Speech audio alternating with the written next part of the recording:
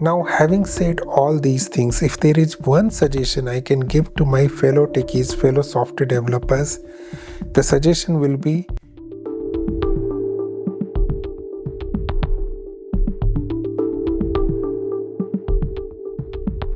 our greatest strength can also be our greatest weakness.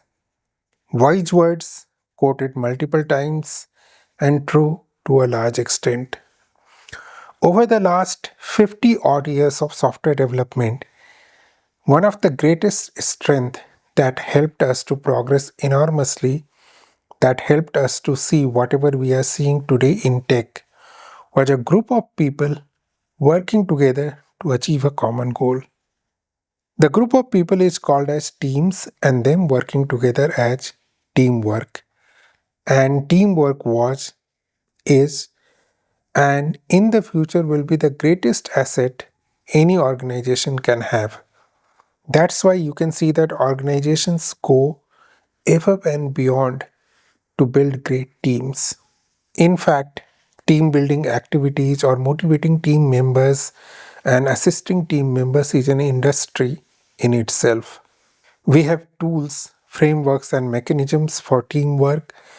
We have ways of handling individual needs and wants to a large extent so that they can contribute to the greater success of the team.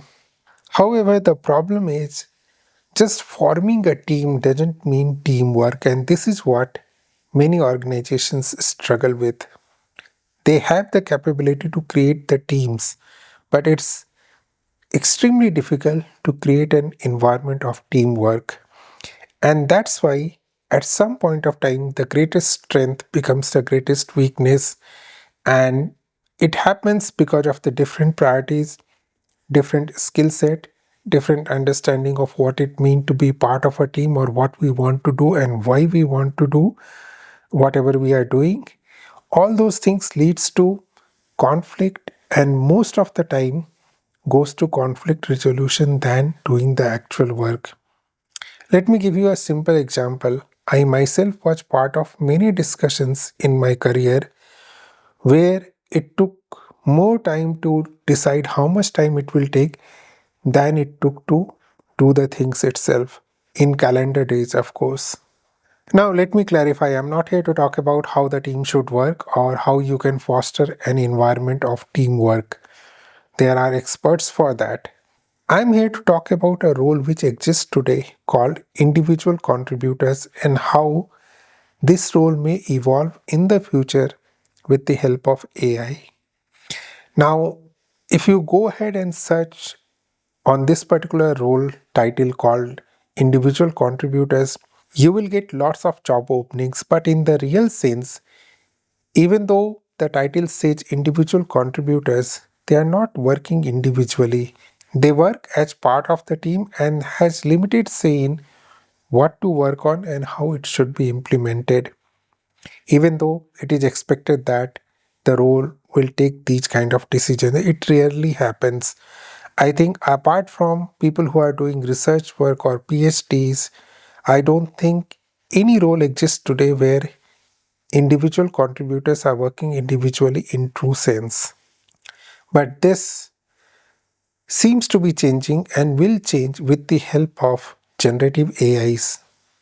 Now, coming back to the teams, teams are our greatest strengths, but when it becomes greatest weakness, what can we do?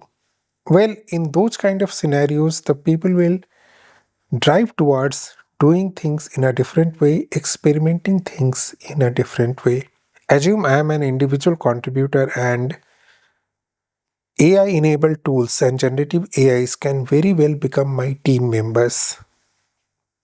For all practical purposes, today it is working like a pair programmer for me, and for all its fault, if we apply our conscious brain, it's really helpful. At least you don't have to argue for hours to convince. Because just like many other disciplines, in software, at the end of the day, you need to see how things are working to be able to pronounce a judgment, to understand whether whatever we were saying theoretically holds practically or not. Think about testing. The AI can very well become part of my test team. Of course, I need to spend time with that, but hold on. Aren't we doing it today to clarify a lot of things? Think about FAQs or generating documents for the work you did. The AI can very well be your team members. And think about CI/CD, DevOps, packaging your work in a different way, in a different library, in a container. AI can help you in that also. In fact, they can be a very valuable team member for all these kind of works. So even though I am an individual contributor, but with the help of I can work as a complete team. And at the end of the day, I'll be able to work at the speed of startups because I and my team is focused on one thing and they are aligned for that particular result. I'm not talking about success. It doesn't mean that whatever I decide, whatever I think will be the successful thing, but it can help me to fail fast. And if you talk to anyone out there, the biggest criteria of success is failing fast. And instead of just discussing and arguing about your thought process with various documents, diagrams, or different set of people with different mindset, you can just get it done and see whether it works or not. Because if it works, it's done. You don't need to convince people about it. So what I am seeing is that with AI and AI enabled tools, I as an individual can be the center of the axis, and my tools, my AI can help me to build things just like Iron Man and Jarvis.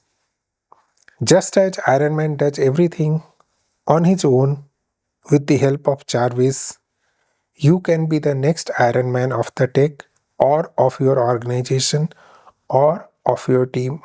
When the generative AIs came into picture around a couple of years back, I was skeptical. I wasn't sure how things will span out.